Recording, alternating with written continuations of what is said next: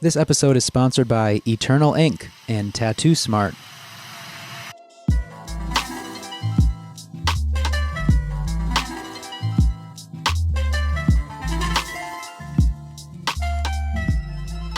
Thank you for joining me for another episode of Books Closed. I am Andrew Stortz, and I am back to guide you through another hard-hitting discussion about the world of tattooing. I mean, I don't know if the show is actually hard-hitting very often, but it sounded like a pretty snappy way to kick this episode off. Before we start, though, I want to remind everyone that I've got a voicemail line for the show that you are welcome to call anytime and leave a message with your thoughts, ideas, reactions to things you've heard on the show, etc. The number is 857-444-0662. I've gotten a handful of great messages from some of you, and I'm going to start integrating those into the show, so please keep them coming. I promise that no one's going to pick up the line when you call and make things weird, so don't worry about that. It's just a voicemail line. I just want to open up these discussions to all of you and hear your thoughts as well. Because it's weird when I'm just talking to myself through this little microphone. Anyway, the tattoo world had some mainstream controversy over the past week or two. Tattooer and former Ink Master judge Oliver Peck had some old photos surface of him wearing various blackface Halloween costumes. They were met with very critical response from many, and it opened up larger conversations about racism, accountability, sexual assault, etc., and all these things within tattooing and outside of tattooing. How do we feel about it? How does it affect us? This episode has some segments that were filmed months ago, and one of them was filmed almost a year ago now, and although we aren't addressing directly these more current events this week, I think many facets of those larger conversations that were started can certainly be found here. So let's start off by talking to tattooer Tamara Santibañez, and referring to her just as a tattooer is leaving out a lot of the other things she does, including great art outside of her tattoo work, writing, publishing, advocating, etc. The list truly goes on, and you'll hear more about those things shortly. But Tamara truly exists in multiple worlds within tattooing. Working at Save Tattoo in New York, she has serious credentials that can be respected by any tattooer, while also having a high level of recognition from the outsider segments of the tattoo culture. And I think this is a pretty rare thing, and I think it really contributes to her unique perspective. So, without further ado, here's my conversation with Tamara Santibañez. We were just talking about how you are a podcast champion. You're a seasoned podcaster. You've probably done as many podcasts as I have at this point. I don't know about that, but I do. Yeah, I was telling you earlier, this is my fourth one this month, but that's a personal record. You know, it's usually not so many so close together. Right. It's just that time of the year, I suppose. So hopefully you're not too sick of talking about yourself, because it can be difficult. But we're here to talk about you. We're not here to talk about me today. I want to start off and just give a little context about your career. Are you a native New Yorker, or where'd you grow up? I'm not. So I grew up in Athens, Georgia. So I'm a Southerner, technically. But I moved to New York when I was 18. So I've been here now for 14 years. So I feel pretty acclimated to New York. That's what I usually say. I'm an East Coaster at heart, of course, but New York is a place that I felt really at home as soon as I moved here. And the climate, social climate really suits me here. So I think I'm a New Yorker at this point. Yeah, I think after that much time, it's pretty undisputable. If you can make it more than 10 years in New York, I think you've earned the title. I mean, it takes that long to finally get comfortable here. So I'm like, why would I want to leave now? Right. So did you start tattooing when you came here, or was that before you moved? No, so I moved here. I had just turned 18 when I moved to New York. So I had gotten a couple of tattoos before that. I grew up in Athens, and then I lived in Savannah for a year before moving to New York. Love Savannah. Yeah, I mean, Savannah has its own tattoo scene there that I was sort of adjacent to, because I had friends who tattooed, friends who worked as shop hands. I crossed paths with Zach Spurlock around that time, and a friend of mine, I had a friend who was apprenticing to tattoo at the time.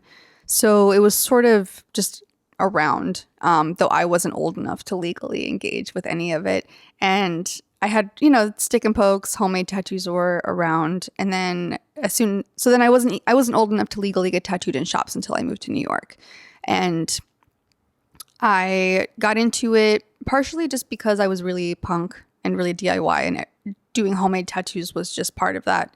And everyone was always doing stick and pokes were so ubiquitous, right? And so I was really interested in tattooing as soon as I started getting tattoos in shops. And there was a certain magic to it that I just wanted to be around. Even when I had friends who were getting tattooed and I went with them to get tattooed, and it was probably so annoying. I just, something about the environment and the confidence of the tattoo artist and watching what they were doing. And it almost seemed like a form of magic to me. I've used the word alchemy before, watching people mix inks or like set up needles. And I just wanted to know how to do it. I think there is a certain amount of magic to just watching tattooing and not knowing anything about it. I think of the questions the clients ask, like, how do you know where the ink's going? To them, it just looks like a big mess. But we know exactly where we're putting it, right? So that was a mystery that I was so intrigued by. And I really wanted to apprentice to tattoo, but I was also sort of figuring out college at the time. I had moved here to go to art school, and I had left the place where I had been and gone back to school for printmaking and was trying to finish there. It was kind of this long road of like many student loans and many years and majors. But through printmaking and through all of that time, I was really intrigued by tattooing, and I was trying to collect tattoos and had friends who were tattooing and friends who were apprenticing at the time here as well. So I kind of figured that I would have to wait until I was done with school to be able to commit to really looking for an apprenticeship. But what happened in the meantime was that I was doing homemade tattoos, and I had a machine, and there were some people at the time who were really cool professional tattooers who gave me some really good advice and some really needed encouragement. And I was painting flash and trying to be kind of serious about it and just trying to figure out what I could on my own, even though I knew that was frowned upon. And I knew the people at Three Kings a little bit because I was working at a restaurant at the time, and the owners of the restaurant were friends and long-term clients of the people at Three Kings, of mostly Miles Carr and Alex McWatt. And so they connected me with them because they needed someone to do some screen printing for some posters for an event. And I came in and I showed them all my like punk show posters that I had made, that I had drawn and printed. And they were like, cool, yeah, you can do this for us. That was your in.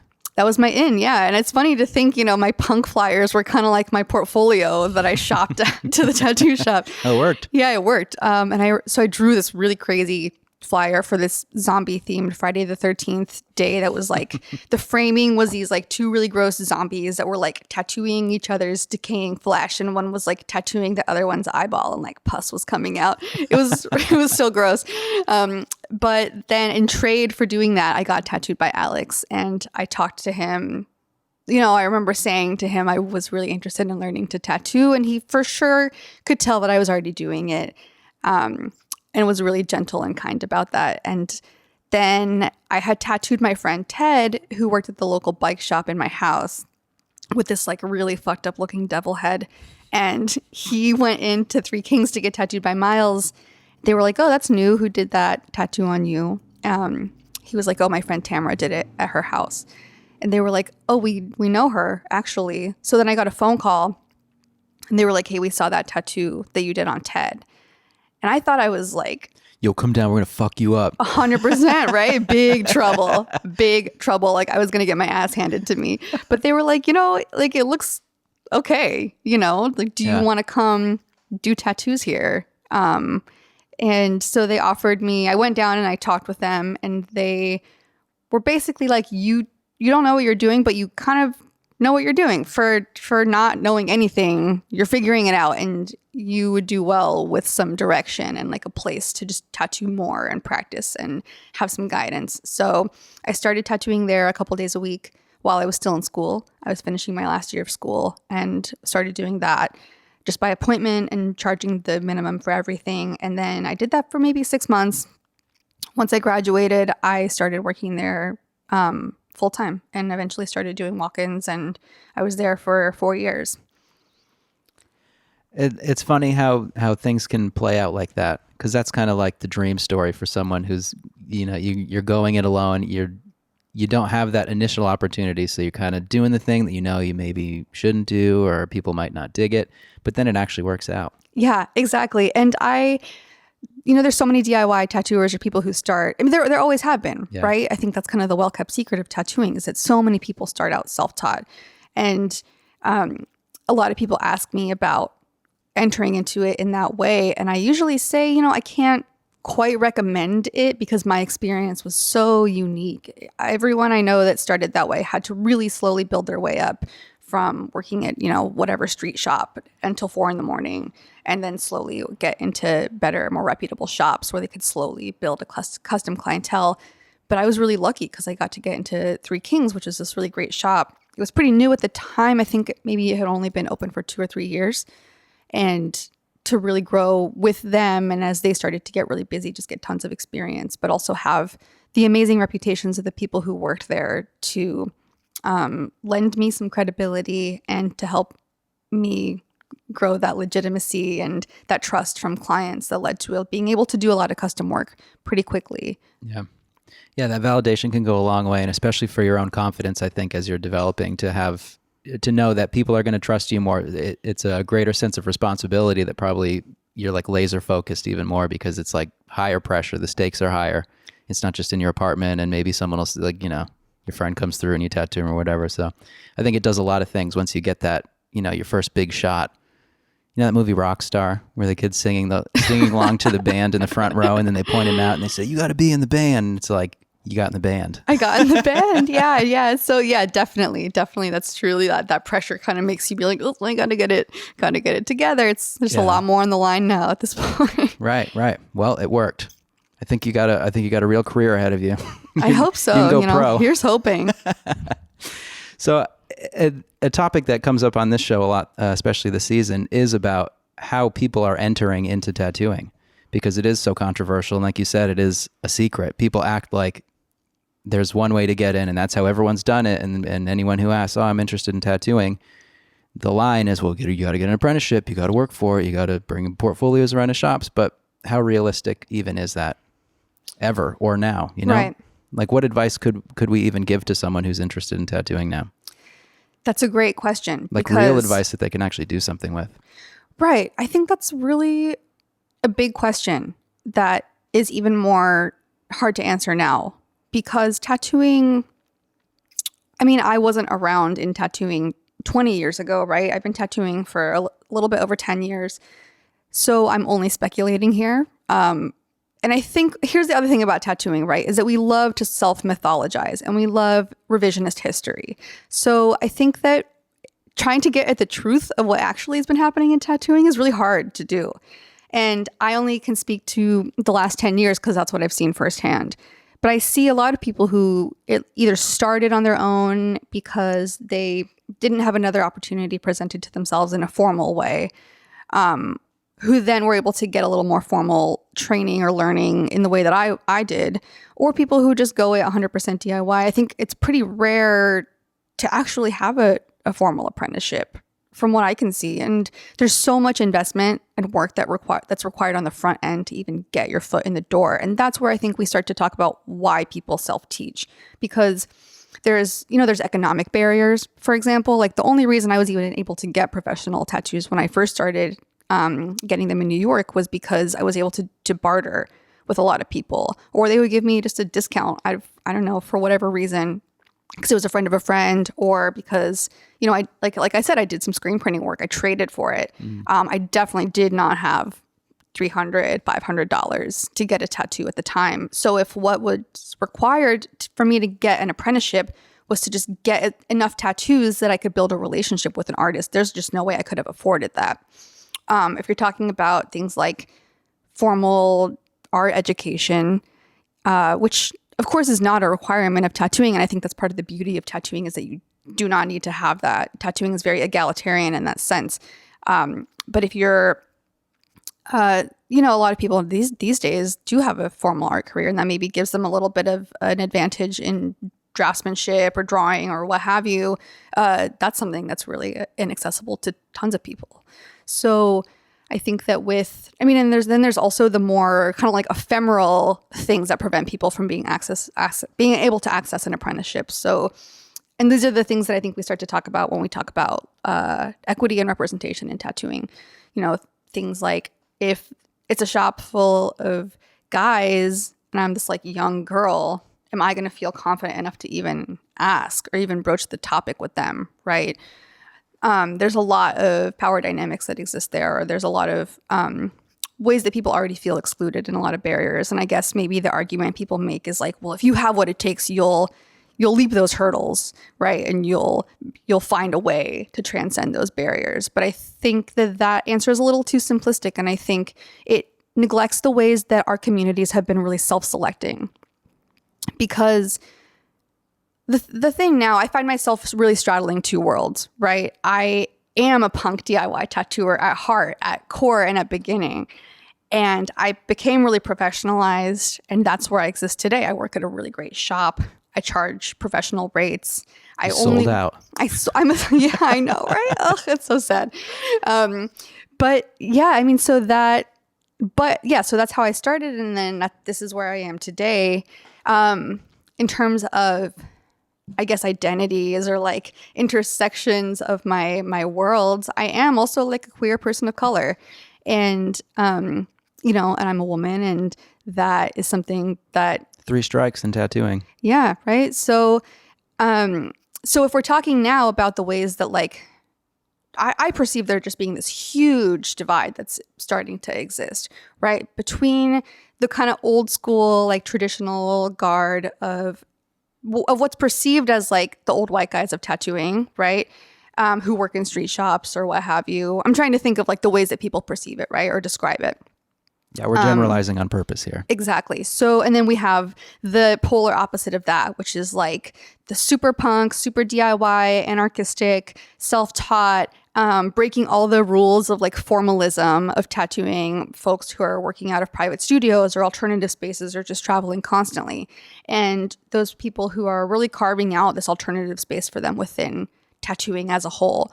And I would say in ways I belong equally to both worlds. Even though I exist so professionally now, I also have a lot of allegiance to the latter.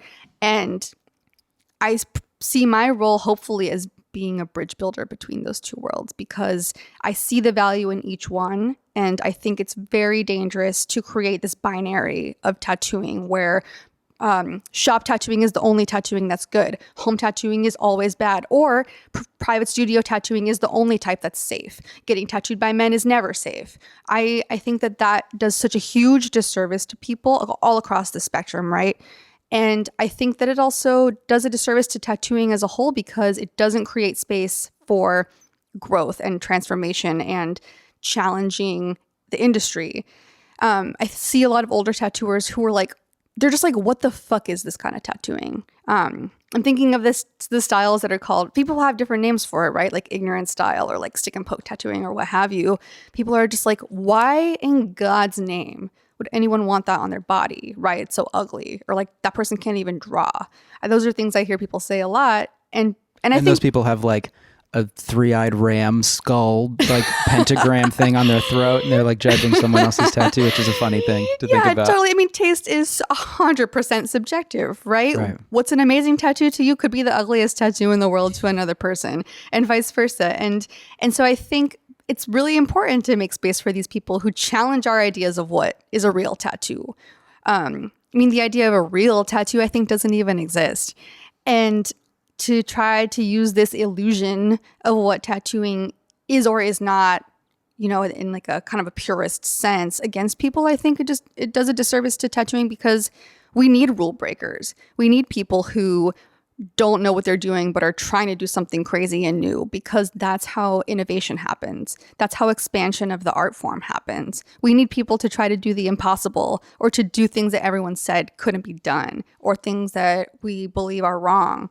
And maybe not all of it is successful, but that's part of learning. And I think that's something that we all, even as older people who have been striving for a sort of like technical proficiency, right? In tattooing, that's what we all do to some extent, right? We're all also always trying new things, and also trying things that we maybe haven't seen before, or trying things that we haven't thought that we could do to mix results, right? We've all done tattoos that aren't always our favorite tattoo, or maybe aren't the strongest, or we could have done better. And so I think that it's actually a really positive thing that tattooing is being challenged to look at its technicality and its images and its drawing styles, and for it to explode in this way, because there is a tattoo for everyone. I think that's the key, to keep sight of that not every person wants the same thing. So we can't impose this one thing on every person who walks through the door, because it's not realistic. Yeah, exactly. And I think that the fear of other people doing these styles can sometimes come from a scarcity mentality, right? Which is like, let's talk about capitalism, of course, right? Like, so we all have these careers that we want to maintain. We all want to be tattooing consistently. We all want to be making money, supporting ourselves, supporting our family, fucking living in New York, paying New York rent. Yeah. But when I look at people who are doing like stick and pokes, for example, those people are not stealing my clients, right? We're just not doing the same thing. So for me to feel threatened by that person's business is unrealistic, because they can't do what I do and I can't do what they do. So we're serving different needs. And I think that that's really important to acknowledge. And my style of tattooing is not for everyone. That's part of the beauty of tattooing. And what's cool now is that because there's such a multitude of styles and artists out there, I can say no, and other artists can say no. And we can say, hey, I'm actually focusing on this style, but I know someone who would be perfect for that. Let me refer you to them. And that, I think, is really beautiful. And it's this really form of community support that I think is cool, rather than having this scarcity mentality of like, well, if I don't do this tattoo, then someone else is going to take my client. Or if I don't do this tattoo, then I can't pay my rent. And I need to be able to do every tattoo that everyone needs. Because that's just not the case. That's just not the reality of it. And I think by being mutually supportive to each other and supportive of each other's styles, particularly now that the industry is moving into sort of this specialized direction, I think it only helps everyone. Coming up after the break, we will talk to one of Tamara's co-workers at Save Tattoo, Doreen Garner. We will learn a bit about her fine art background, how it all led her to start tattooing in 2016, and why she feels it is so important as a Black woman to make space for herself within tattooing. When we come back. A huge thank you goes to Eternal Ink for sponsoring this episode. And I've been telling you a bit about Eternal Ink this season, as they've been a very gracious supporter of Books Closed. And I wanted to take this opportunity to tell you the answers to some common questions that tattoo artists and collectors may have of Eternal Ink. Eternal makes their ink of natural pigments and deionized water. It's free of animal byproducts, and it is vegan. Eternal Ink is not tested on animals. It's supplied in a medical-grade sealed bottle, ensuring its longevity before and after opening. Eternal Ink pigments are regularly evaluated and tested. They cooperate with all regulations, and it's fully made in the USA.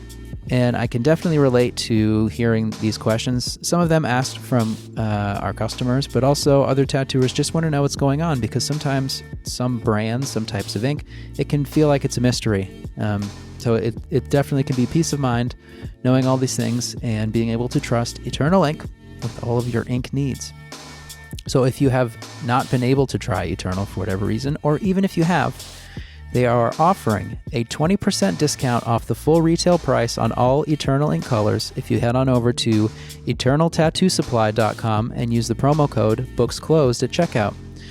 This offer includes both single bottles and full sets in all of the available sizes. It excludes combination with other offers, and it's not to be used with the Color of the Week promotion.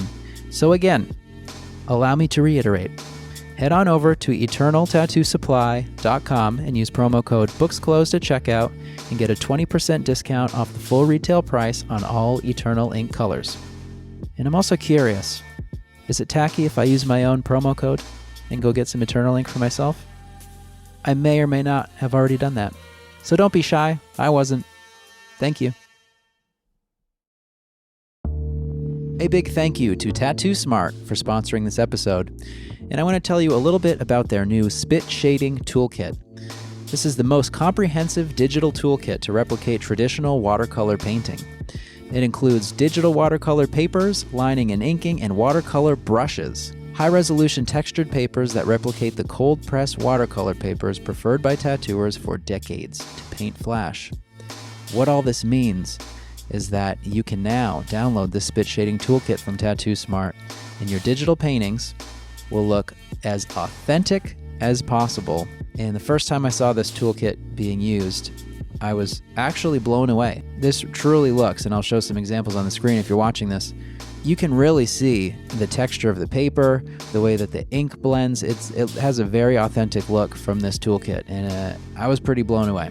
The ink and lining brushes replicate the density, ink flow, and size of traditional ink pens, and the watercolor brushes used as Procreate Standard or Smudge allow you to precisely blend color and recreate the iconic tint gradient of traditional painted flash.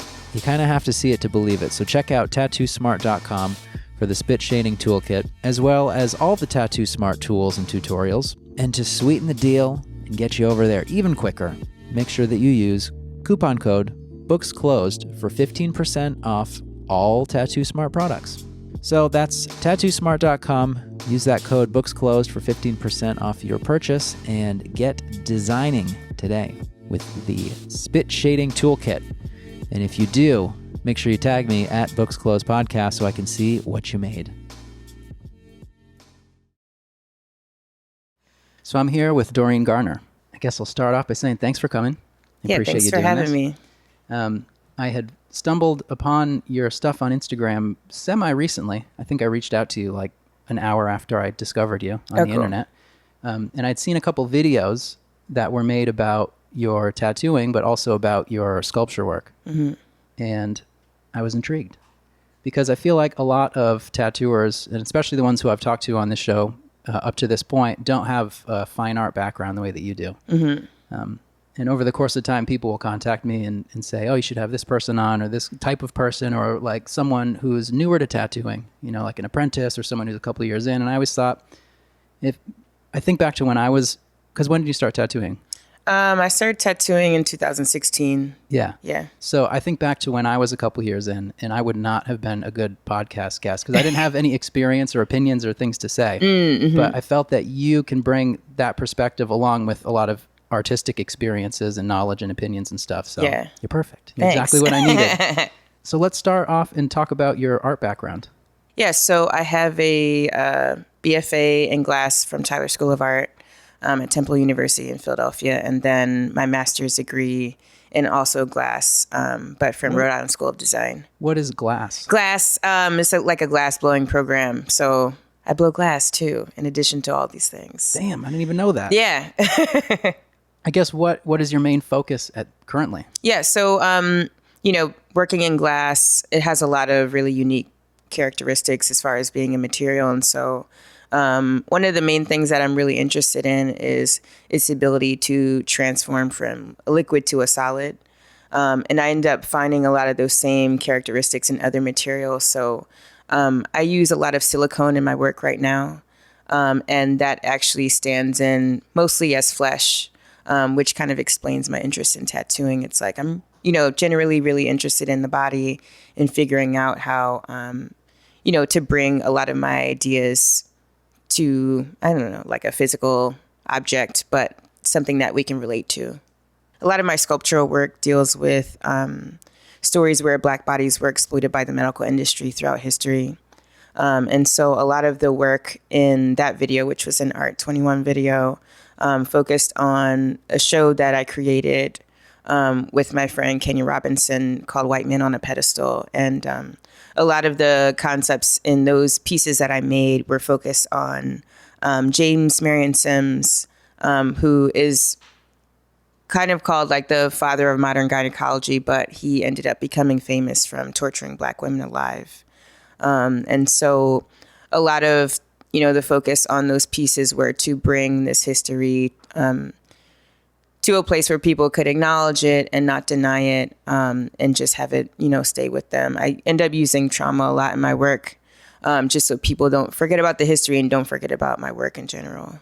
What was the reaction that you got to that project? Because there was a bit of performance art that was part of the presentation of that too. Yeah. So a cool part about it was that, there was the J. Marion Sims statue that was in Central Park, and it was currently up for debate on whether or not it should stay up. And so I had always had this idea in my mind that I wanted to take a body cast of his statue and then kind of peel the silicone off and then do a surgery where, I'm performing the same things that he did on these women, but on his own body. And so, Pioneer Works gave me the opportunity to finally realize that as a project. And so one of the, interesting components of the show was this performative aspect where people were invited into the space, and it ended up becoming more of like a surgical theater. And I don't know, I like to go off of different cues from like, different shows like Game of Thrones, for instance. People really love like gore and violence. And so those were some of the things that I wanted to include in the performance.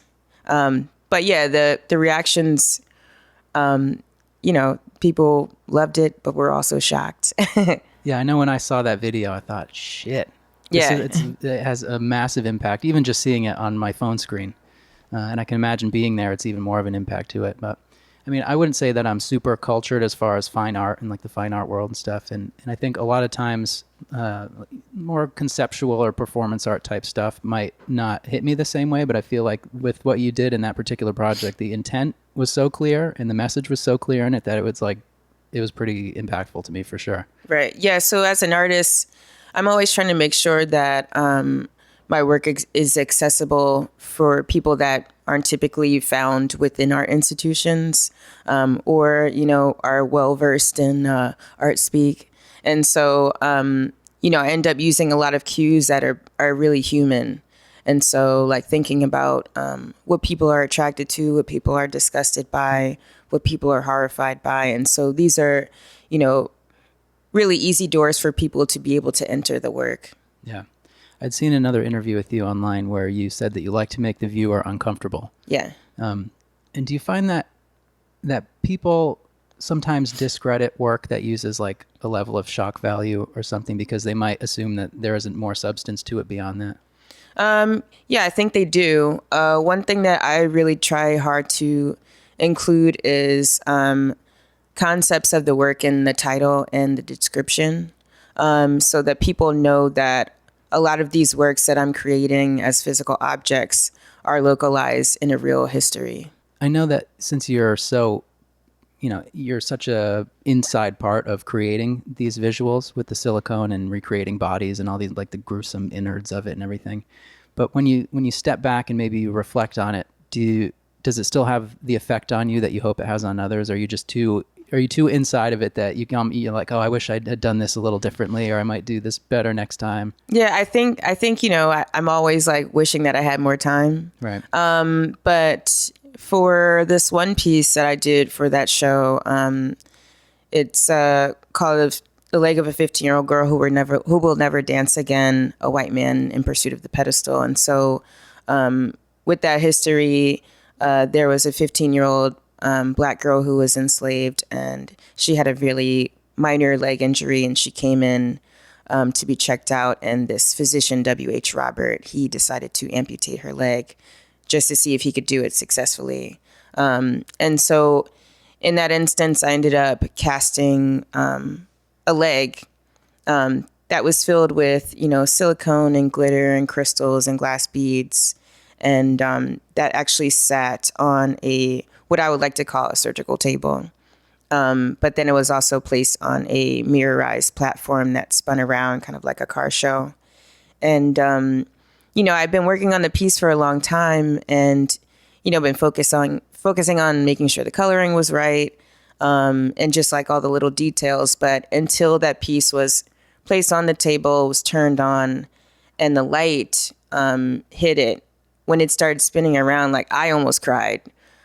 Which was a reaction that I've never had to my work before. And so, those are the things that help me to realize that, all of these, components of experiencing a sculpture, thinking about space and light and sound and the object itself, where it's placed in the space, that, everything adds up and makes like a great equation that is still powerful, even for me that's like totally into the process.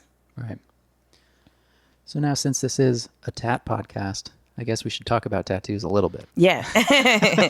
Now that people have an idea of kind of your background a little more pre-tattooing, I guess one of the overall things that I thought was interesting about you is that a lot of times tattooers are more just the messenger for the person receiving the tattoo for their ideas and the images that they're seeking and everything. But I feel like your position coming from the fine art world, where it's commonplace to project your own thoughts and your own ideas and really creating a message, I feel like you're bringing that into your tattooing already, which is super interesting.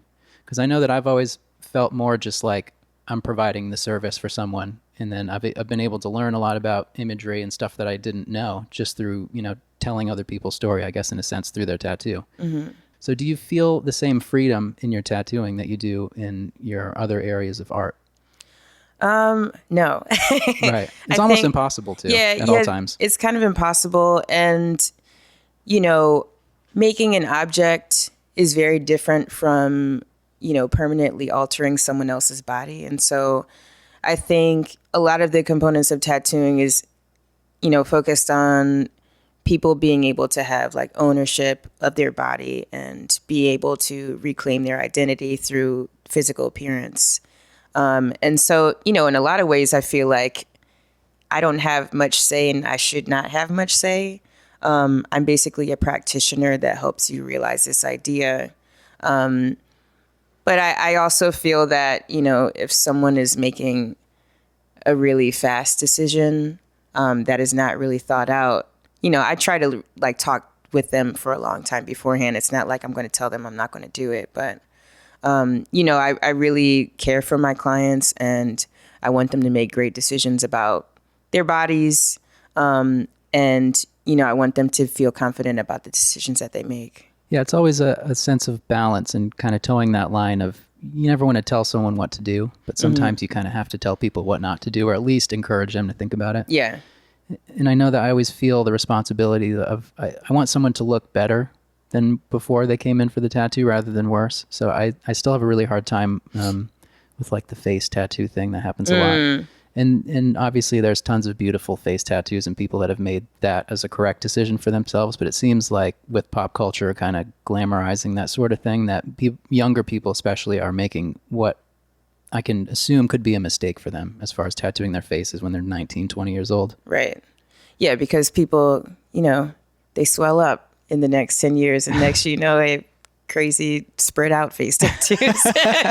Yeah, I feel like face tattoos should like frame your face, but people are just like, oh, I'll pick that piece of flash and put it on my cheek. Like it was never supposed to be a face tattoo. Like when you're getting an arm tattoo on your face, I feel like it's unfortunate looking a lot of times. Right. But it's tough, and some people learn the hard way. Right. But I know that I never want to be the one who lets that happen.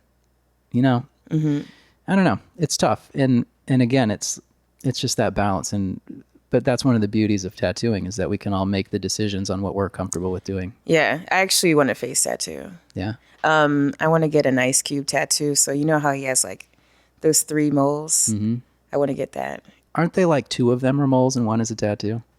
What? Really? I thought so. I don't know. I thought I read that a long time ago. I don't know. I mean, they've been there for a long time, and I think they look raised. So. Yeah, I don't know. Yeah. I'll have to research that a little more before I make that definitive statement about it. Yeah, but that's like my little ode to Friday tattoo. Yeah. Well, I mean, as an artist, I think that you can do that sort of thing and get away with it. You're not going to be like punching the clock somewhere to... Yeah, no. Yeah. And that's what I mean. Some people it's the right decision and some people it just is not. Mm-hmm. So as far as what was the progression of you finding your way to tattooing? Right. Well, I actually had my first tattoo shop when I was 10 years old. So when I was younger, my sister, she had like a major stroke. And so she spent a lot of time in the hospital during this first summer. And so I ended up, staying a lot at my grandma's house. And, I ended up going to this beach trip with my aunt and my cousins, and they were giving out temporary tattoos on the boardwalk. And I'm like, psh, I can do that. And so, came back to my grandma's house, wrote the word tattoos wrong on a cardboard box and, started drawing my own flash designs. And, my friends were getting tattoos just by me, like using Crayola markers. But, they were like 25 cents, 50 cents, just putting little things together. And so in that regard, like tattooing has always been an interest for me. And especially body modification in general. My first job was actually working at Infinite Body Piercing in Philadelphia. And so it's always been something that's been included in my life. But I think, thinking about like the lack of representation of, Black and other people of color in the tattoo industry, that I always felt like it wasn't something that I could access. And it wasn't until, 2016 when Tamara at Saved approached me about being included in the book that she was publishing. And, I was looking at her website and I was like, oh my God, she's a tattoo artist. Like, I can apprentice under Tamara. And so, I wrote her an email being like, can I be your apprentice? And she's like, no. Damn. Damn it. But she's like, no, but I can come to your studio and we can talk. And so she came to my studio and we basically had a discussion about, gatekeepers and accessibility and being able to take things into your own hands and kind of like learn the tattoo practice on your own terms. And so she was like, a lot of tattoo artists are actually self-taught and, there's not a lot of rules. Health-wise, of course, there are rules. But as far as everything else, like, tattooing was always about like, breaking out of the box and like being your own person. And so, in this way, you can also do that. And so I was like, oh, right. Yes, I can, I guess. And so, immediately I went out and got my tattoo license and I bought all the equipment and I started, practicing on myself and on my friends. And, it's been history from there. Yeah. Isn't it crazy how sometimes you just need someone to kind of tell you it's okay? Yeah. Yeah. Especially as like a Black woman, it's like, oh no, like, why do I feel like I need permission all the time? And it's like, oh yeah, I can do this. Yeah. Yeah. And I've been thinking about that sort of, gatekeepers and just the tradition of tattooing lately. But I'm trying to put more logic into it instead of just blindly following this thing that's been like a veil over my eyes this whole time. And I'm sure in the past that I touched on a little bit in the last season of the show.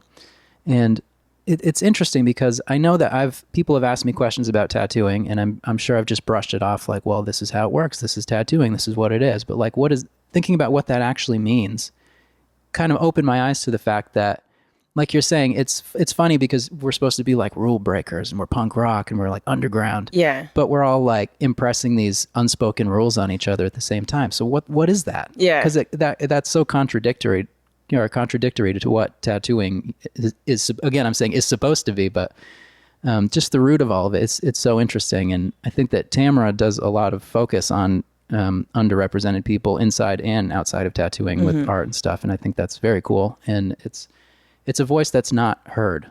So although I think that it's fully warranted and stuff, I'm sure it's like a very brave move for her to be one of the first people to really focus on that and put that stuff out there. Yeah. Tamara's amazing. Yeah. Looking back to when you were a kid and you saw the temporary tattoos being given out and you thought, I could do that. And then you did. Where do you think that confidence comes from? I don't know. I think recently, I've been noticing a pattern with myself, and it's that I like enter into these white male dominated communities, and I'm like, no. Like I really try to make space for myself, and I'm really determined to make my voice heard. And so, I think that, I don't know, that's just something that has increasingly become important to me. I don't know. What was the question again? We can cut that part.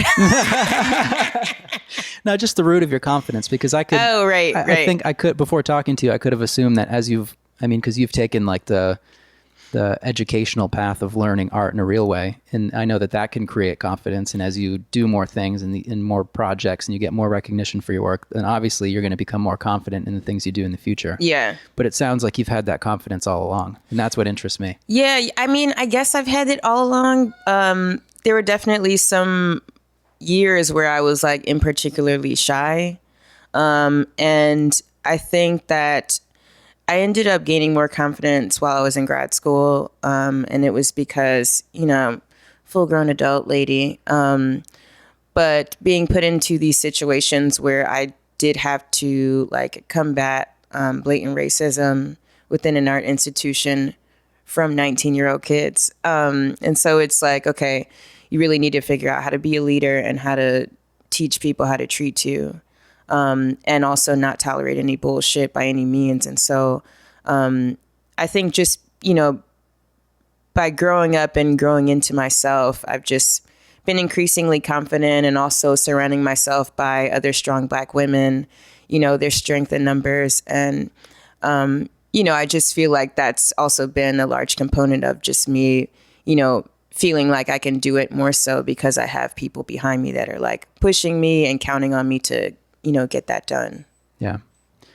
So this will sound like a dumb question, but I'm going to lob you an underhand toss just for discussion's sake here. Why do you think it's important for more diversity to be, introduced into tattooing? I think it's more important. It's important for there to be diversity in tattooing, mostly because a lot of the tattooing practice has come from cultures that are dominated by people of color. And so I think that it's responsibility to bring that focus back to them.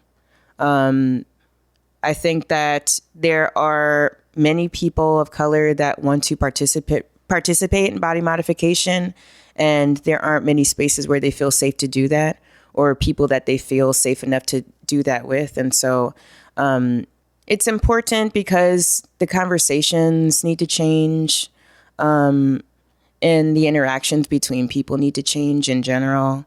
I think by including more people of color in different shops, that it's just going to provide a different clientele, a different experience for people. And I think that, people will be able to come together and appreciate the process and the movement as one rather than separately. And I don't know, I think that by including more people of color, that's the only way to start to diminish a lot of, these legacies of white supremacy in tattooing. There is a lot more to hear from Doreen that you will find later this week in an extended episode, so be on the lookout for that. That interview was filmed earlier in 2019, but let's fast forward to October. While I was working on a bunch of other episodes in New York for this current season, I was able to check out an event called The Experience of a Black Tattooer. It was put together by the organization Ink the Diaspora, whose Instagram bio describes themselves as a platform that is for visibility of brown and dark-skinned folks who struggle to find representation for tattoos. It was held at Welcome Home Studio, a serene private tattoo studio in Brooklyn. There are no walls of flash there, instead white brick walls, some very healthy potted plants, and tons of natural light. This was a 2-day event, the first being a flash day, where 5 tattooers were each offering sheets of designs to get tattooed from. During that day, I spoke to an awaiting client, Victoria. So what brings you out here today? So today's about getting tattooed. I feel like I've been following a lot of these tattooers on Instagram for a while, and I've definitely only really want to be tattooed by other Black people. So this was just one of those coincidences. I happened to be in New York. So have you ever found it difficult to find Black tattoo artists? Yeah, for sure. Yeah, like you can't just walk into a tattoo place and expect a Black tattoo artist. So it's a blessing when that does happen, and it's also a blessing when you're able to connect with them through social media and then find other events happening like this. So.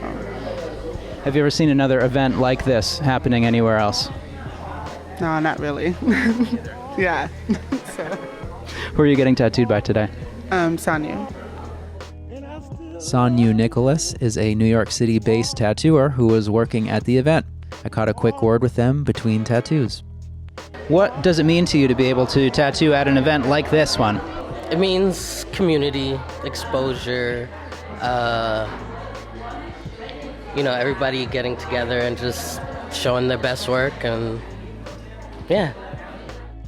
On the second day of the event, there was a panel discussion that featured none other than Doreen Garner, as well as Jayland, Oba, and Anderson Luna. This was a discussion about the panelists' personal histories within tattooing. What was it like to first fall in love with it? How they navigated through shops early on, struggling to find places they felt like they fit in. One of the questions they were asked was what their definition of traditional tattooing is.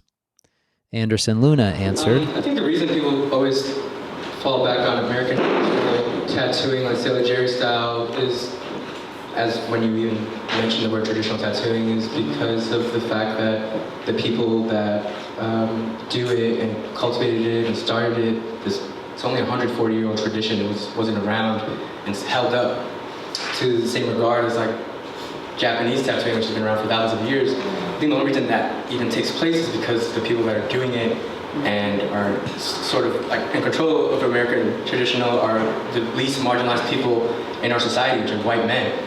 So that's just the fact that why people just hold it in such high regard and why it holds so much weight or power when the designs are, in comparison to like Japanese tattooing or any sort of like tribal intricate design, like they're rudimentary. But that's my opinion. Now, I could just play that clip for you and try to sensationalize this whole thing, but that wasn't the overall sentiment of this discussion, although that answer certainly had some heat behind it. There was way more than just talking about things that they disagreed with inside of tattooing. They provided a lot of context and reasoning for their feelings, along with quite a bit of encouragement and positive vibes to anyone who has felt alienated while giving or getting tattoos. In the future, I don't really know what's in store, but I definitely want to just have some sort of space for for queer people and for just young brown and black people, just so they can make art and instead of just being out doing other stuff, they just come somewhere where they'll be safe and they can create freely without any judgment. So yeah. At the end of the hour, a Q&A session was open to the audience, and I really felt a sense of community amongst everyone in the room. Every person that got up to ask a question genuinely thanked the panel for their openness and their willingness to share their points of view. I live in LA, and this stuff I just don't think would have happened at all. Or at least I'm just not aware of enough people having this conversation, so I'm super appreciative that it's been happening, super appreciative of Tan and even the diaspora for putting all this together. I left there that day feeling really how strong the power of open discussion can be, especially on a topic like this that doesn't often find an obvious platform for it to happen in. At that point, I realized that it wasn't necessarily about me. It wasn't about me opening up a pop-up tattoo shop. It was about a lot of people feeling like they didn't have a place to go until that place was opened. And that is really what started off my journey into just acknowledging that it's larger than me. And thanks again to Welcome Home Studio and Ink the Diaspora for letting me check this out and do a little coverage for the show. But now, let's get back to a bit more of my conversation with Tamara. I heard you on another podcast, and I thought it was very cool that you were talking about this idea of the toxic tattoo environment. But I really liked how you said that it is dangerous to impose that narrative just as like a given.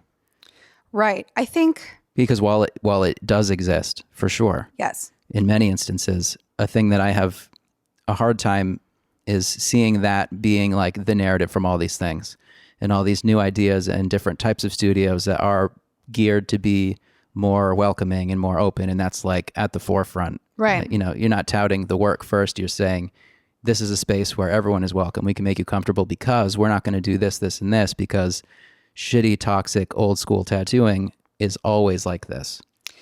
Yeah, I think that that's dangerous. And I get it's like a marketing thing for those people where they're like, Right. this is what we've seen, this is what we're doing to fix it, and we're offering something new, which I get, but it's hard to accept that that's becoming the overall, like what people are trying to view tattooing as. Yeah, and I really understand and empathize with men in tattooing who feel hurt by that. I really do, because I come from, a transformative justice perspective, which essentially it's sort of like a prison abolitionist term. And where I land is that I believe that it's important to acknowledge that we all have the capacity to cause harm, and we all have the capacity to heal and to, be capable of an enormous kindness and grace and generosity to each other. So I think, to say that we all have the capacity to help and to heal, and that there's no one person, I believe, who can never harm another person.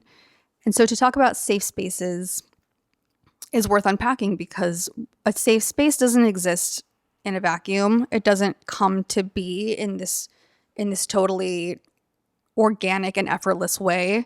A safe space can mean a completely different thing to one person as to another person. And it's funny what that's actually come up a few times at Saved, because we've been talking about this idea of this sort of like collective responsibility, right? Of what feels the best to all the artists and all our clients, because we are in a shared space where we don't have barriers or private rooms. And I think that sometimes things can go to the opposite end of the spectrum, right? Where there's all these, I'm trying to think of a good example. So I had a client recently who was a trans woman, super cool woman. She really, really wanted to talk to me about sobriety and about polyamorous relationships and about sort of queer politics. And I was just not in a place to do that day, and the more that I tried to redirect the conversation and say like, well, tell me about you, right? Tell me about yourself. And she would be like, well, what do you think? What's your experience? And I really, really loved that she felt so comfortable in the space to have that really open conversation. At the same time, I was tired and I didn't feel like being that personally revealing with that client at that moment. So I think whether we're talking about a situation like that or a situation where someone's in the background making rape jokes, there's all different types of ways to be uncomfortable in a space. And I think it's important to acknowledge all of those, rather than saying that, one space is always good, one space is always bad. And what comes when I was talking about myself, particularly the ways that I've been able to come to care for my clients in the way that I do today comes from a ton of work, right? I go to tons of therapy. I trained as a hotline volunteer for an anti-violence LGBTQ hotline. I've worked in correctional facilities. I have like a lifetime of activism behind me. And it's extremely intentional. It's not like I just decided to put safe space in my Instagram profile and assume that would be the truth. And I think that in doing all the work for ourselves, we also have to think about the fact that, the thing is, I have personally experienced a lot of this like toxicity that people talk about. Sure. I've experienced that in shops with people who I loved very much and people who I felt really held by and really supported by. And that's a nuance that I think is often overlooked, is that people who I owe my entire career to also at times said things that were really hurtful to me. And that's complicated, right? People don't want to talk about the fact that someone can be good and bad at the same time. We can all be good and bad at the same time. And there's people who, I think what we should excavate from that is the ways that we can all contribute to an environment that sucks, because that happens all the time in tattoo shops. It's like when people are accused of being, or when someone says like, hey man, you did something racist, and they're like, hey, I'm not a racist, and they get really upset. It's like, well, no one is saying that it's all about you at this moment, that you are at core a racist and evil person. We're saying that you contributed to a racist type of behavior, or that you perpetuated a racist stereotype. It's about engaging in this larger structural oppression that we're all swimming around in. So, for example, I think it was like one time I was in the shop, and in my old shop, and people were making rape jokes, right?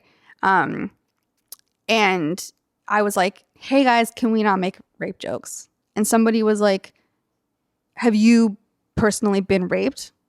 Because if not, you don't get a say in whether or not this is funny. And which is a crazy thing to say, right? That's a really awful thing to say, especially in front of a group of men to a woman. Because then it's like, okay, have you raped somebody? Like, is that the only way you get to make a rape joke? Because if you've raped somebody, this is a really extreme example that I use, right? But the thing is, all the people who were in that room are people who today still I actually really trust. And I think if I were ever to disclose, like, for example, that I was actually sexually assaulted, that they would take that really seriously and they would offer me a lot of emotional support. So trying to separate the truth of who that person is and how they behave with how they engage in a social environment is where it starts to get really difficult, because I think we've all said things off the cuff that were more harmful or had a ripple effect that we weren't aware of. And that's not who we are as people. And we need to think about that. And I think that that's where people in tattoo shops can get a little bit bogged down, where they're like, well, I don't know what they're talking about. I'm not a toxic person. I'm not a misogynist. I have a wife and kids. I don't believe, I'm pro-choice. I'm this and that. And they know this sort of like core truths about themselves, but they don't necessarily connect that with the need to externalize those value systems in the workplace, and the ways that people perceiving who they are as people can become confused by all this other noise, a lot of bullshit. I think that's the point that we're at right now, is that people don't feel that they can inherently trust tattoo artists. And that's not exclusive to tattoo artists in any way either. Our industry is not special. People feel really unsure about trusting doctors. People feel really unsure about trusting their bosses. People feel the world is very fraught with potential violence. Mm-hmm. And I think that people who do have these really deep senses of integrity, because that exists so much in tattooing, that those people, tattooers are such an intelligent bunch for the most part. I think I've learned so much in tattoo shops. I think tattooers possess these really incredible people skills and these really incredible community support skills too, right? In ways that I've never seen in other communities, even in like anarchist communities, right? It's like tattooers have all these amazing resources at their disposal. We have these communal work environments. We have capital, right? We have amazing fundraising abilities.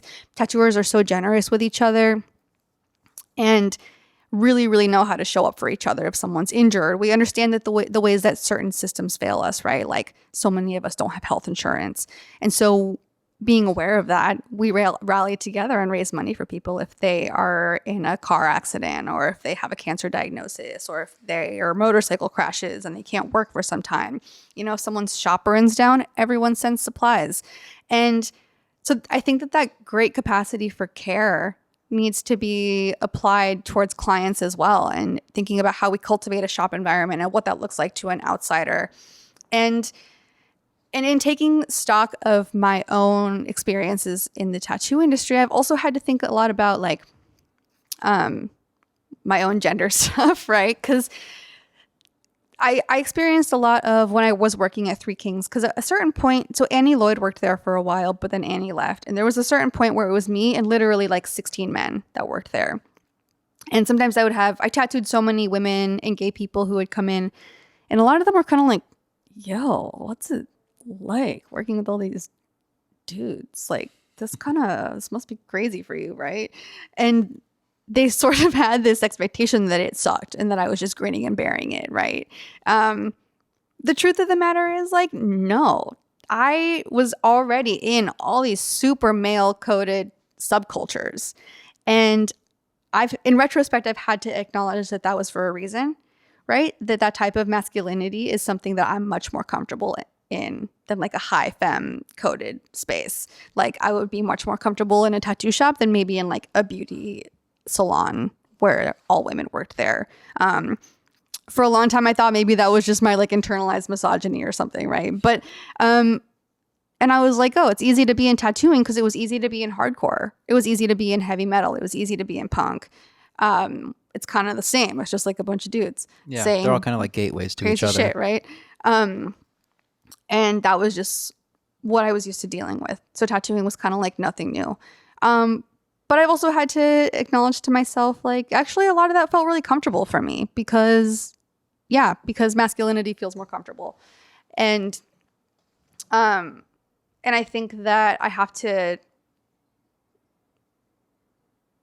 that's important to think about too, right? That masculinity is not this inherently toxic thing. Masculinity is not inherently negative. For me, it was really positive. It was really instrumental in me coming into my own as a tattoo artist. It was really instrumental in me having this confidence with clients modeled for me at that age, and to learn how to stand up for myself, to learn how to convey that sense of professionalism, to learn how to do a tattoo that I hadn't ever done before. And that was so invaluable in so many ways. And I think, again, I think that what we cut ourselves off from when we create these binaries of like, men in tattooing are always unsafe. You know, you should like only go to a woman tattooer or only go to like a non-binary tattooer, is that you that can be really limiting all around, right? It creates these divisions that don't serve anybody, I don't think. I mean, what if you're a person who wants to get like a beautiful Japanese bodysuit, right? And you're like, I don't know, I don't feel safe getting tattooed by a guy. Most of the people who do that style are men that I can think of off the top of my head. So what does that mean? You just can't get that bodysuit? By the same token, I think that if people, because here's the thing, right? There's been so much trust lost in the industry. So many of my clients, and I think that a lot of guys don't get this sort of disclosure because that trust just doesn't exist there. So many of my clients tell me about really negative experiences they've had in tattoo shops. And I cannot overstate how near universal that experience is. And it ranges from everything, you know, from just a weird vibe where they were like, I don't know, people were so rude that I didn't even want to get a tattoo and I left, to things like, you know, my tattoo artist, even though I was really uncomfortable with having my shirt off, my tattoo artist didn't do anything to try to find a solution to that. Or yeah, you know, the person in the station next to me kept hitting on me while I was getting my tattoo, or people being sexually assaulted. That happens so much. Like, please believe me when I say that. Every tattoo artist that I know who is a woman or a non-binary or trans person gets so many disclosures, like on a daily basis, from their clients who feel safe enough to share that with them. And so I think, you know, what I would ask men in tattooing to acknowledge and to understand is that a lot of us are doing this sort of unseen reparative work of trying to repair trust in our industry, and to say to our clients, like, yeah, that wasn't okay. That's something that shouldn't have happened to you. That's not going to happen to you today. To give them a good experience that they feel good about. And for me, being at Saved and being in a tattoo shop is a really big part of that, because again, I don't think that we should dismiss the institution of tattoo shops wholesale. I don't think getting tattooed in a private studio is inherently safer in any way. There's less variables there for sure, but I think it's important. It's very important to me to say, you can come into this tattoo shop. You'll really like the environment. You'll see people like you both getting tattooed and doing the tattoos, and you'll hopefully be able to relax a little bit in this space that made you feel really shitty before. And maybe you can go into another shop with a little more confidence and have a sense that you'll be treated well there. Because, that's something I hear so much from clients. Yeah. And I think it's easy for a tattooer to say, well, I don't do those things, to listen to what you're saying here. Well, I don't do those things. I treat my customers well. I don't have to worry about it. But in reality, we can all learn, no one's perfect, like we've said. And I think it's important for people to consider, it's okay to feel like you're doing too much as in like the direction of being good to your customers. And even if you're an older tattooer and you roll your eyes and say, well, okay, this is the shit the kids are talking about. It's this whole, all these buzzwords and like it's hard to adapt, as things change, we have a hard time adapting. But here's the thing, right? Well, at the core, it's just about being good to your customers, which I think is something everyone should be able to agree on. Whether you're going to subscribe to this new way of thinking or allow yourself to feel like you're able to do that. Yeah, it's just being good to your customers. Yeah, absolutely, and I think, and we should take pride in that, right? Of course, and everyone has their own form of customer service that they have developed over the years, and I don't think that anyone in tattooing in their right mind is intentionally treating their clients like shit, right? There's like that romantic idea of the salty old tattooer that we all claim to love, but it's like no one likes that. No one likes that. I don't think that'll fly. I think that's got to be a thing of the past. Yeah, for sure. I think so I recently, like to your point, I recently wrote this pamphlet that is called Informed Consent and Trauma Aware Practices for Tattooers. And I know that those words, again, like you said, is like, oh, I don't know, it's 2019. Now we have to talk about informed consent. Like, what is that? What is a trauma aware practice? This seems really irrelevant to me. But what I was trying to write with this pamphlet is a very concise, really basic steps of the tattooing process and places where you can communicate better with your clients through that, making sure that they're excited about getting tattooed and that everyone is feeling good about the process, checking in with them in these different ways. And some people have looked at it, and this was kind of my fear when I put it out was, is this too common sense? I mean, does this even seem helpful or new to anybody? But I think that's part of what's important, is that a lot of it is things that we're already doing and that are already folded into a professional tattoo practice. I think what's new is considering them a little bit more critically and thinking about what it actually achieves. So if I have a client who tattooers are basically mind readers, I think. We are so intuitive when it comes to our clients, and that's a skill that we have to develop too.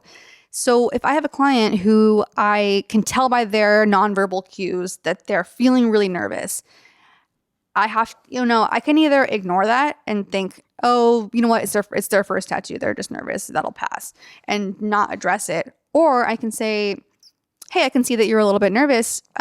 What's coming up for you? Is this first tattoo jitters? Is there something about the design that you're not sure about? Like, why don't I go step outside for a second? You can really look at the stencil, make sure it's what you like. And then I'll come back and we'll check in and see how you're feeling. And to me, the latter is pretty basic client care, right? If I sense someone's unsure about getting tattooed, I want to get at the heart of why that might be and see what we can do to fix that, to change it into a really enthusiastic yes. Right. I always say that to my clients. I don't want them to feel like they're talking themselves into getting tattooed. I want them to feel like they're so excited to get something done.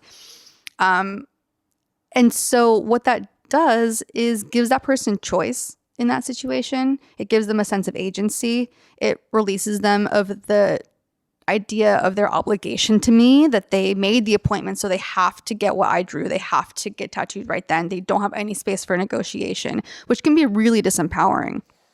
And a lot of what I wrote about in this guide is, again, things that most people I think already do. It's about thinking about them a little bit differently. And when you start to think about it in relation to a more urgent client need, that's when I think you start to see it more clearly. So, for example, this pamphlet was drawn, or I wrote it up because the shop did a day with the Women's Prison Association, and we tattooed a bunch of their clients. They're a reentry services organization for women who have been formerly incarcerated.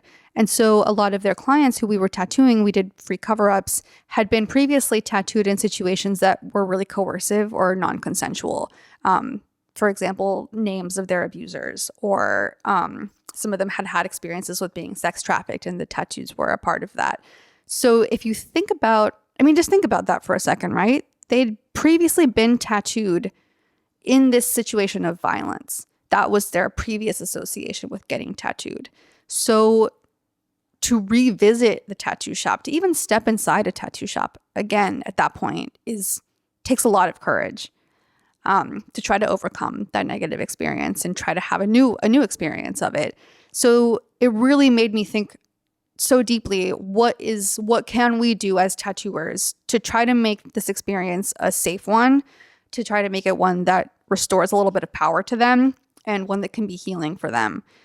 And that, of course, is an extreme example, or may seem like an extreme example, but it's really not, to tell you the truth. The vast majority of people in the world have experienced some form of trauma, some form of violence, whether that's in a tattoo shop or not in a tattoo shop. And I do want to emphasize that a lot of it is in a tattoo shop. So for a lot of people, coming back into a tattoo shop is really, and having that trust in an artist is already an enormous thing. So I believe that we should act from that place of care with all of our clients, regardless of how casual the tattoo seems to be or how confident they seem to be. I think that all clients deserve that consideration, because some of them might not even know that they need it, right?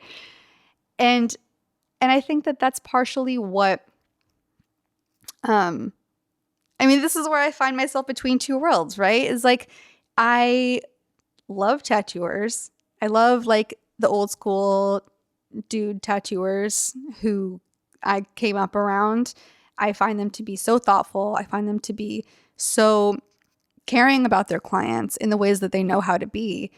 At the same time, I also am so connected to the people that, younger people who are tattooing, the like people of color, queer people, non-binary people who are getting into tattooing, who haven't had a space where they feel okay to practice tattooing or even to get a tattoo.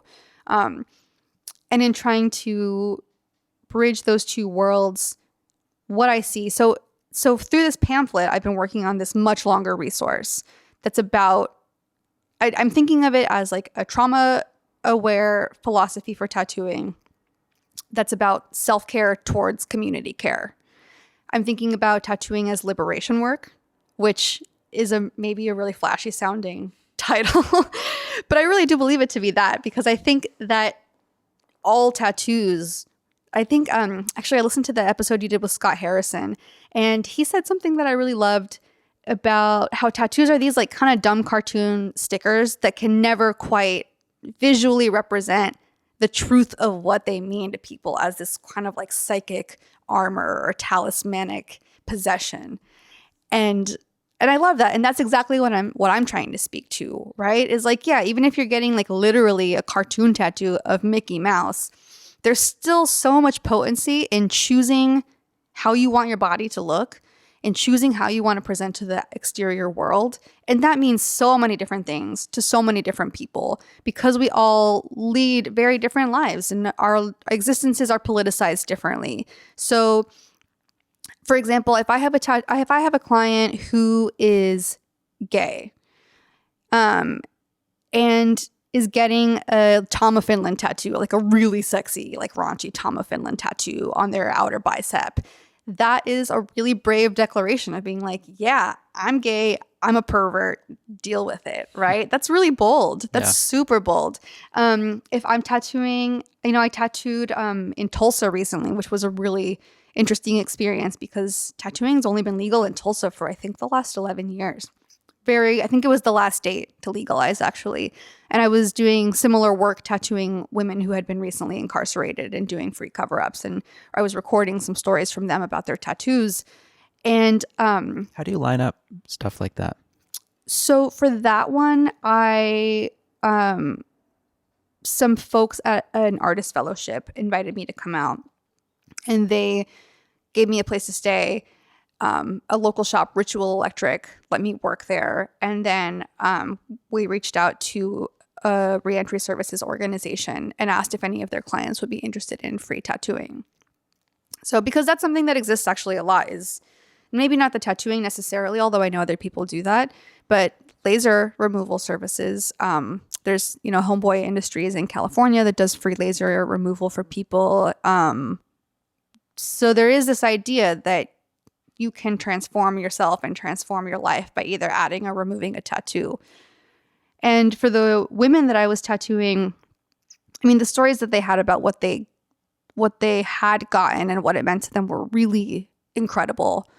So this one woman was telling me that she had been tattooed by somebody she was dating at the time. We were covering up this huge tattoo that was honestly illegible. When I saw it, I was like, I truly cannot tell what this is meant to be.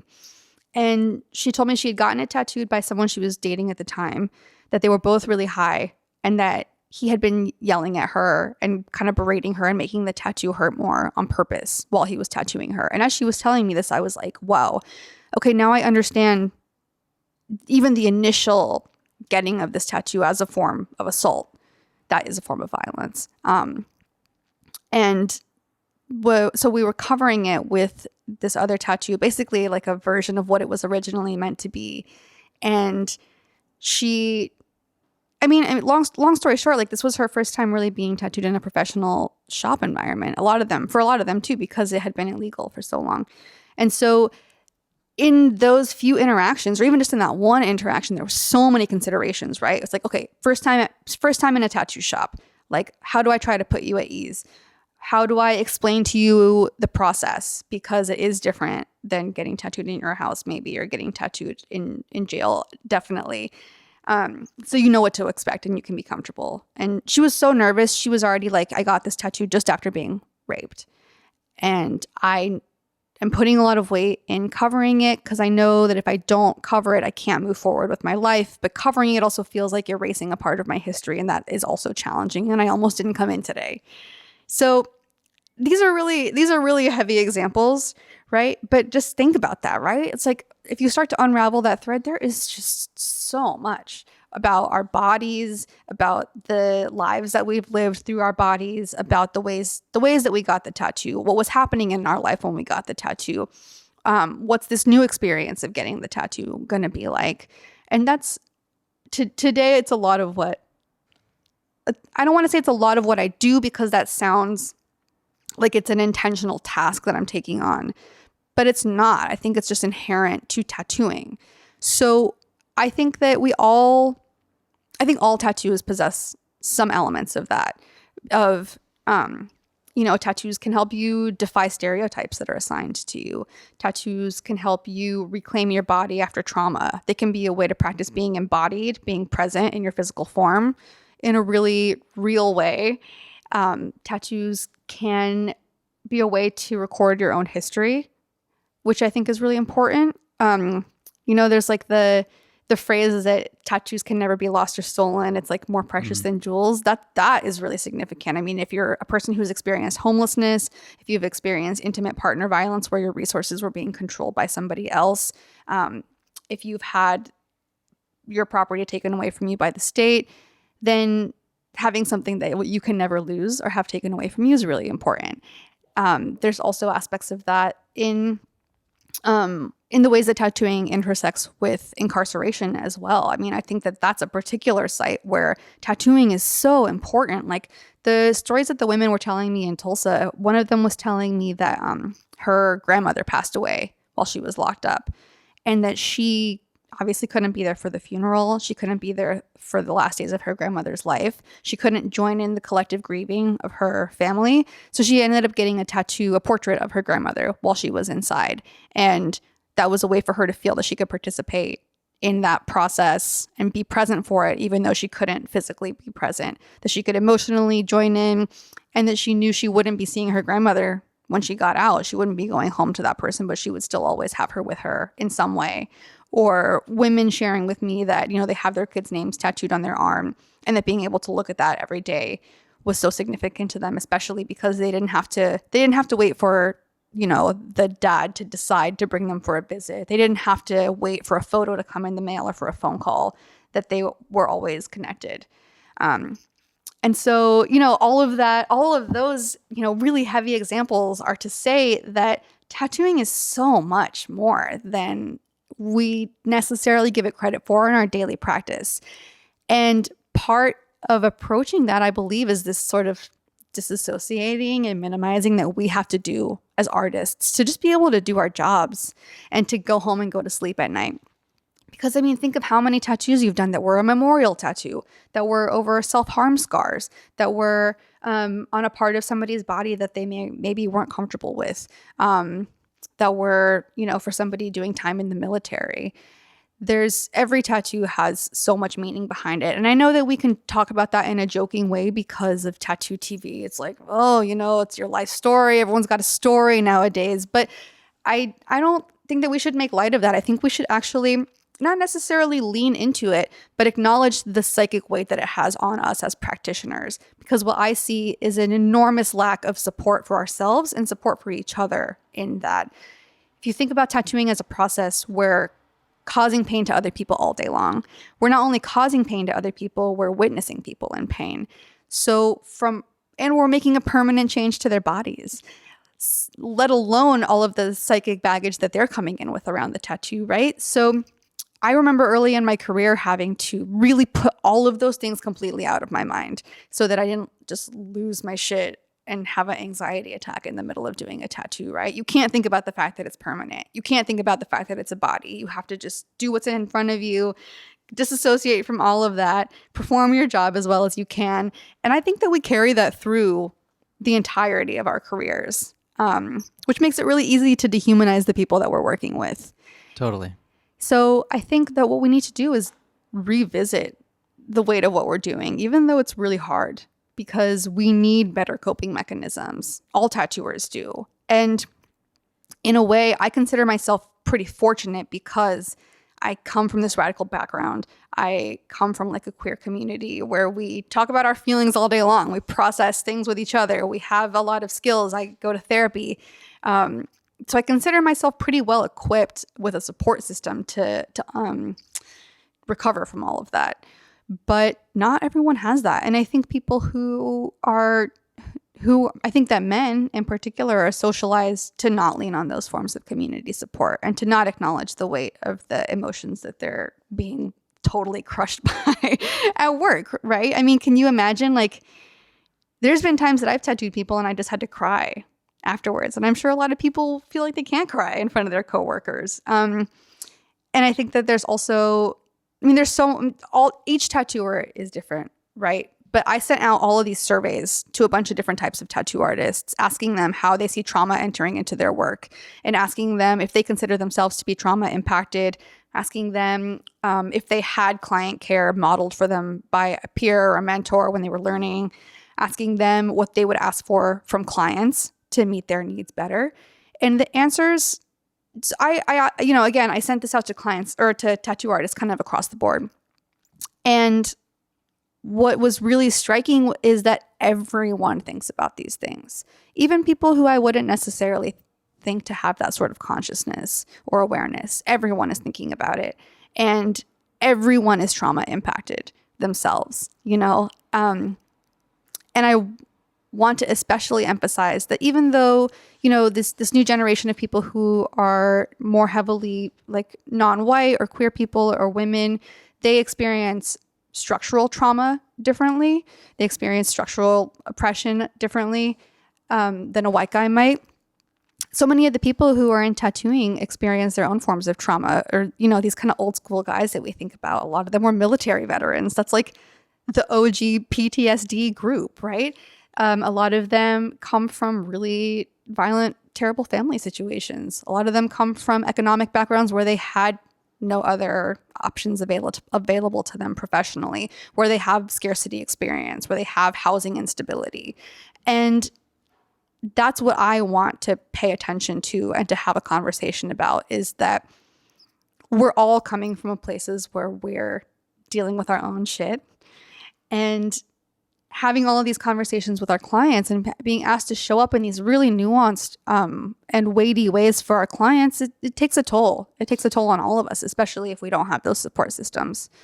So there's actually a really amazing book called Trauma Stewardship that I read that had a huge impact on how I think about what I was doing. Because when I was training for the hotline, I realized the ways that people were calling in crisis was exactly the things that people were talking about in their tattoo sessions.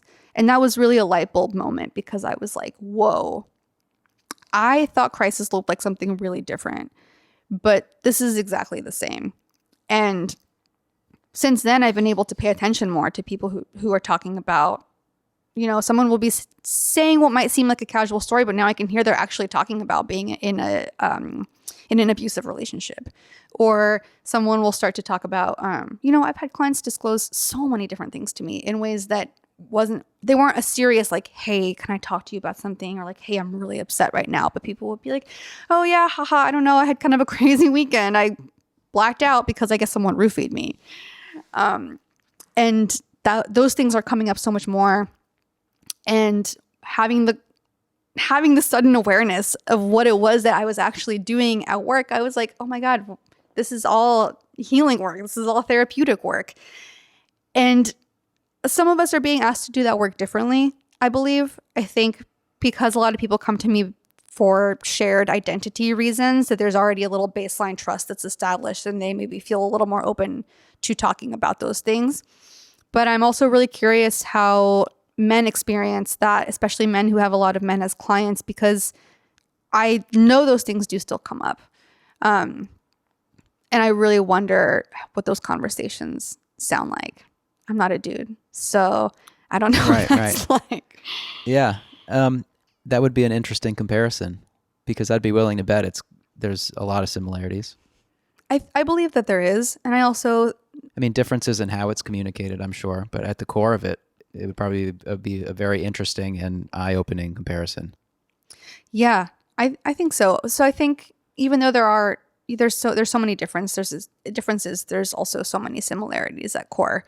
I think your viewpoints on all of this it's so important, and it's clear talking to you about it that it all comes from all these other experiences that you've seeked out and that you've spent your time on and the research you do. And I mean, what's really amazing is that you even have time to do tattoos with all this stuff. I mean, you're doing a lot of work here, inside and outside of tattooing, but it's all swirling in the same universe. Totally. But because of those things, and like you're saying, you're seeing these connections, and that from working on the hotlines, you're able to identify things in your clients that you didn't realize before, even being someone who's compassionate and sensitive to it. And I think that's what's important for all of us, to admit that, we're all still learning, and we need to be open to seeing new things, and don't just rest on your laurels, because that's how you get into these positions where an entire industry is like halted it's like a snapshot in time that's just not fit for the world. Yeah. And I think that's also why it's important for us to value our lives outside of tattooing, because that's another thing. Tattooing is actually really similar to social work in that they can become really codependent and have enormously high burnout rates. And when I talk to people in tattooing about the causes of their burnout, a lot of them say, things like putting tattooing above everything else in their lives, neglecting their personal relationships because of tattooing, whether that's staying late and having to cancel date night with your wife, or whether that's that you didn't sleep that night because you wanted to finish this painting that day, or comparing yourselves to other people and having negative self-talk because of this enormous window into every other tattooer's practice that we have now called Instagram. Mm-hmm. Things like feeling that their clients aren't respecting their time boundaries, or have the stress of owning your own business, right? We're all essentially self-employed and have to do all this work of advertising, of doing your taxes, of maintaining your scheduling, of answering emails. And I think that making sure to cultivate practices outside of tattooing, and rather than develop a lot of us are really codependent with tattooing, I think. Totally. And we have an unhealthy way. Of course. And we have this really romanticized notion of like, never sleep. Like the best work happens at 4 a.m. and like, it's all about working as much as you possibly can. And It's like the troubled artist thing. of course, The tortured artist, rather. but we're doing it to ourselves, right? Sure. We're ultimately the agents of it. Like if I'm taking on too much work, it's because I took on too much work and I have no one to blame but myself. And I would never have come to the place that I am with tattooing if I wasn't doing these other things outside of it. And we can get into these echo chambers in tattooing, and that's where we start to trip up and be like, well, there's nothing wrong here. I don't see anything wrong. But we're not taking in outside perspectives, and we're not getting outside inspiration, and we're not making time and space to be our whole selves and to bring that into our tattooing practice rather than making the tattooing practice our whole selves. And I think that myself included, think about people who have been in tattooing since they were 18, 19. If that's your entire social universe from that age, think about what that means for your socialization, right?